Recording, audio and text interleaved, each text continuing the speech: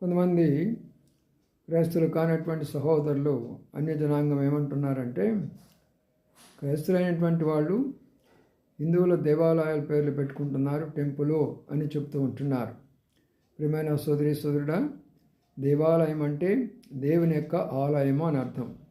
కాబట్టి దేవుని ఆలయము ప్రకారము హిందువులు కానీ అన్యులు కానీ వాళ్ళ విశ్వాసం ఏంటంటే, ఆ యొక్క దేవాలయానికి పోయి ప్రార్థన చేసుకుంటేనే, మొక్కుబడి చేసుకుంటేనే దేవుడు దర్శనమిస్తాడు, మాట్లాడతాడు, దీవెనిస్తాడు అనుకుంటారు.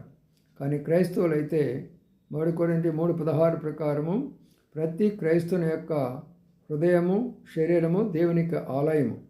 కాబట్టి మనము టెంపుల్ అని పెట్టుకోవాల్సిన అవసరం లేదు, దేవాలయం పెట్టుకోవాల్సిన పని లేదు. సంఘం అని పెట్టుకోవాలా. సంఘం అంటే ఎక్లీసియా అని అర్థము, అనగా పిలువబడినటువంటి వారమై ప్రత్యేకించబడినటువంటి